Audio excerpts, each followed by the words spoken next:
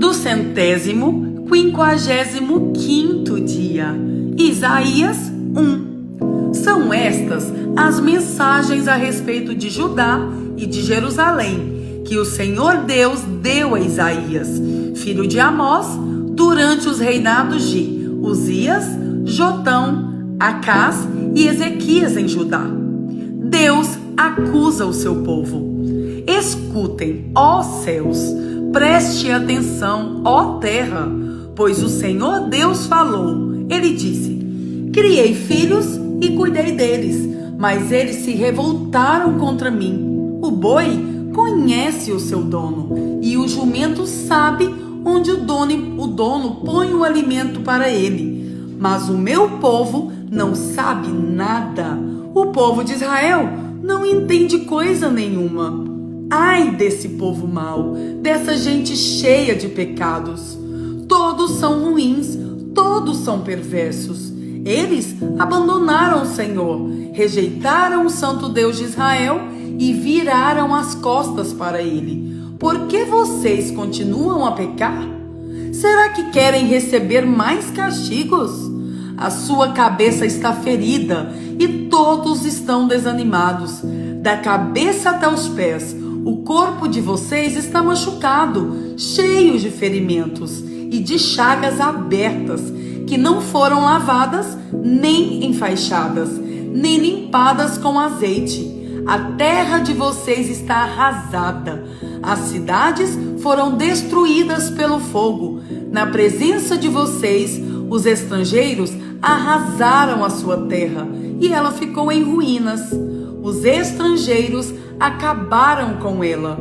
Só ficou Jerusalém, como se fosse uma barraca de vigia numa plantação de uvas, como uma cabana numa plantação de pepinos, ou como uma cidade cercada pelos inimigos. Se o Senhor Todo-Poderoso não tivesse deixado que alguns de nós vivêssemos, seríamos agora como a cidade de Sodoma, estaríamos destruídos como Gomorra. Autoridades de Jerusalém, escutem o que o Senhor está dizendo. Moradores da cidade, deem atenção ao ensinamento do nosso Deus. O Senhor diz: eu não quero todos esses sacrifícios que vocês me oferecem. Estou farto de bodes e de animais gordos queimados no altar. Estou enjoado do sangue de touros novos. Não quero mais carneiros nem cabritos. Quando vocês vêm até a minha presença, quem foi que pediu todo esse corre-corre nos pátios do meu templo? Não adianta nada me trazerem ofertas. Eu odeio o incenso que vocês queimam. Não suporto as festas da lua nova, os sábados e as outras festas religiosas, pois os pecados de vocês estragam tudo isso. As festas da lua nova e os outros dias santos me enchem de nojo. Já estou cansado de suportá-los. Quando vocês levantarem as mãos para orar, eu não olharei para vocês. Ainda que orem muito, eu não os ouvirei, pois os crimes mancharam as mãos de vocês. Lavem-se e purifiquem-se. Não quero mais ver as suas maldades. Parem de fazer o que é mal e aprendam a fazer o que é bom. Tratem os outros com justiça. Socorram os que são explorados. Defendam os direitos dos órfãos e protejam as viúvas. O Senhor Deus diz: venham cá, vamos discutir esse assunto.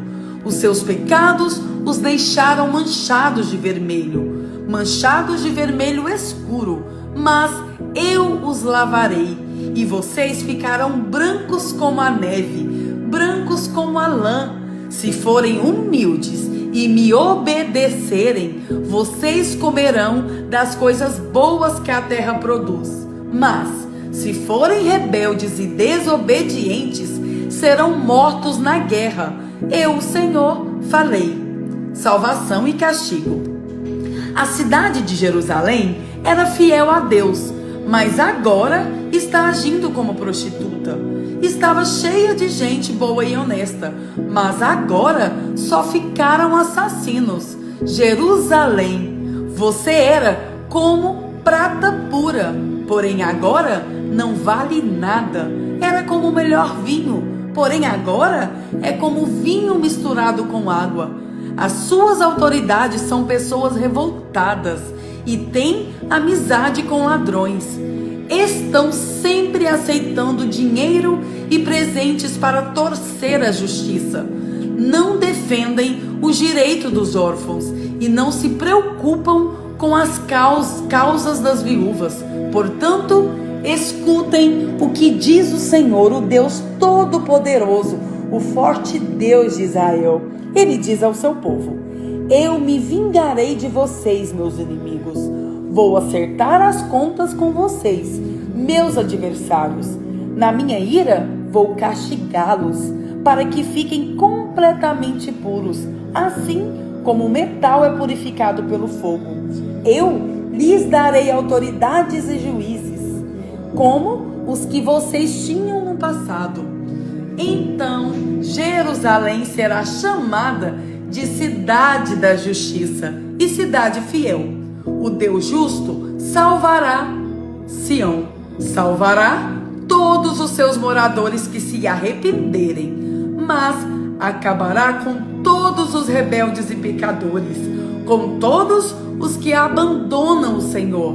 Vocês vão ficar com vergonha das árvores sagradas, de que vocês tanto gostavam. Vão ficar desiludidos com os jardins sagrados, que lhes davam tanto prazer.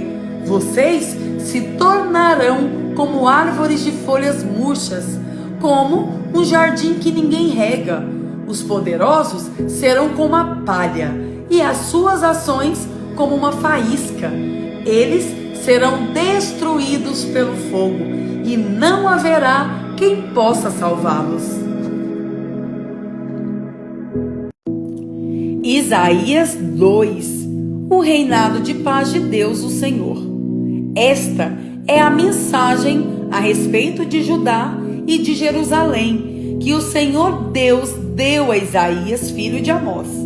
No futuro, o monte do templo do Senhor será o mais alto de todos e ficará acima de todos os montes.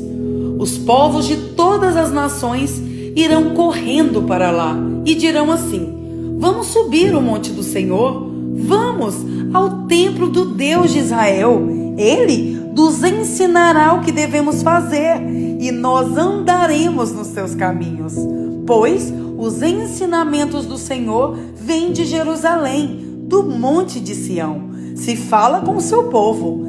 Deus será o juiz das nações, decidirá questões entre muitos povos. Eles transformarão as suas espadas em arados e as suas lanças em foices. Nunca mais as nações farão guerra, nem se prepararão para batalhas. Venham, descendentes de Jacó, vamos caminhar na luz que o Senhor nos dá. O dia do Senhor. Ó Deus, tu abandonaste o teu povo, os descendentes de Jacó, pois o país está cheio de médiuns da Filisteia e de adivinhos que vêm do Oriente. O teu povo segue costumes estrangeiros. A terra de Israel está cheia de prata e de ouro. Não se pode calcular a sua riqueza e não é possível contar os seus carros de guerra e cavalos. Mas o país está cheio também de imagens. O teu povo se ajoelha diante dessas imagens. Eles adoram aquilo que eles mesmos fizeram. Porém, todos serão humilhados e envergonhados. Ó Deus, não os perdoes. Vão procurar esconderijo nas cavernas. Cavem buracos no chão a fim de escapar da ira de Deus, da glória majestosa do Senhor. Virá o dia em que os orgulhosos serão humilhados e os vaidosos serão rebaixados, e somente o Senhor receberá os mais altos louvores. Naquele dia, o Senhor Todo-Poderoso vai humilhar todos os orgulhosos e vaidosos, todos os que pensam que são importantes. Ele destruirá os altos e majestosos cedros do Líbano e todos os carvalhos da terra de Bazã. Ele arrasará todas as montanhas altas e os montes elevados. Ele derrubará todas as torres altas e as muralhas fortes. Ele afundará todos os grandes navios e os barcos mais bonitos. Naquele dia, os orgulhosos serão humilhados e os vaidosos serão rebaixados. Somente o Senhor receberá os mais altos louvores e todas as imagens desaparecerão.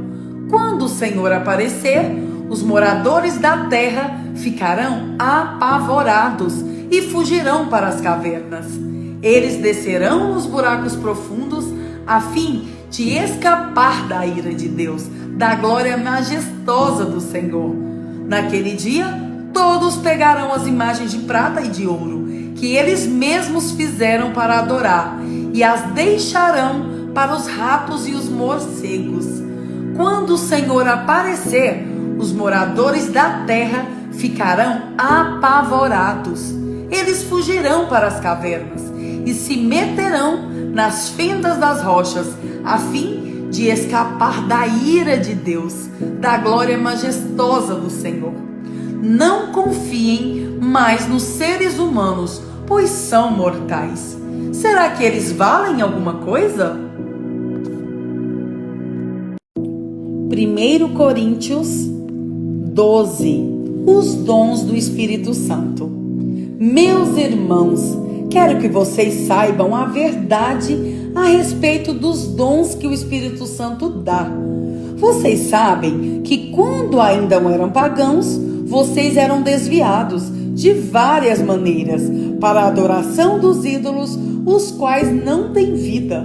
Por isso, precisam compreender que ninguém que diz que Jesus seja maldito pode estar falando pelo poder do Espírito de Deus, e que ninguém pode dizer Jesus é o Senhor, a não ser que seja guiado pelo Espírito Santo. Existem tipos diferentes de dons espirituais, mas é um só e o mesmo Espírito quem dá esses dons. Existem maneiras diferentes de servir, mas o Senhor que servimos é o mesmo. Há diferentes habilidades para realizar o trabalho, mas é o mesmo Deus quem dá a cada um a habilidade para fazê-lo. Para o bem de todos, Deus dá a cada um alguma prova da presença do Espírito Santo. Para uma pessoa, o Espírito dá a mensagem de sabedoria, e para outra, o mesmo Espírito dá a mensagem de conhecimento. Para uma pessoa, o mesmo Espírito dá fé, e para outra, dá o poder de curar. Uma pessoa recebe do Espírito poder para fazer milagres, e outra recebe o dom de anunciar a mensagem de Deus. Ainda outra pessoa recebe a capacidade para fazer a diferença entre os dons que vêm do Espírito e os que não vêm dele. Para uma pessoa, o Espírito dá a capacidade de falar em línguas estranhas, e para outra, ele dá a capacidade de interpretar o que essas línguas querem dizer. Porém, é um só e o mesmo Espírito quem faz tudo isso. Ele dá um dom diferente para cada pessoa, conforme ele quer. Cristo é como um corpo, o qual tem muitas partes, e todas as partes, mesmo sendo muitas, formam um só corpo. Assim também, todos nós, judeus e não judeus, escravos e livres, fomos batizados pelo mesmo Espírito para formar um só corpo. E a todos nós foi dado de beber do mesmo Espírito, pois o corpo não é feito de uma parte só, mas de muitas. Se o pé disser, já que não sou mão, não sou do corpo, nem por isso deixa de ser corpo. Se o ouvido disser, já que não sou olho, não sou do corpo, nem por isso deixa de ser do corpo. Se o corpo todo fosse olho, como poderíamos ouvir? E se o corpo todo fosse ouvido, como poderíamos cheirar? Assim, Deus colocou cada parte diferente do corpo conforme Ele quis. Se o corpo todo fosse uma parte só, não existiria corpo. De fato, existem muitas partes, mas um só corpo. Portanto, o olho não pode dizer à mão, eu não preciso de você. E a cabeça não pode dizer para os pés, não preciso de vocês. O fato é que as partes do corpo que parecem ser as mais fracas são as mais necessárias. E aquelas que achamos menos honrosas são as que tratamos com mais honra. E as partes que parecem ser feias recebem um cuidado especial, que as outras mais bonitas não precisam. Foi assim que Deus fez o corpo, dando mais honra às partes menos honrosas. Desse modo, não existe divisão no corpo, mas todas as suas partes têm o mesmo interesse umas pelas outras. Se uma parte do corpo sofre, todas as outras sofrem com ela. Se uma é elogiada, todas as outras se alegram com ela. Pois bem, vocês são o corpo de Cristo e cada um é uma parte desse corpo.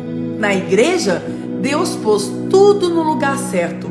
Em primeiro lugar, os apóstolos. Em segundo, os profetas. E em terceiro, os mestres. Em seguida, pôs os que fazem milagres. Depois, os que têm o dom de curar, ou de ajudar, ou de liderar, ou de falar em línguas estranhas. Nem todos são apóstolos, ou profetas, ou mestres. Nem todos têm o dom de fazer milagres, nem de curar doenças, nem de falar em línguas estranhas, nem de explicar o que essas línguas querem dizer. Por isso, se esforcem para ter os melhores dons. Porém, eu vou mostrar a vocês o caminho que é o melhor de todos.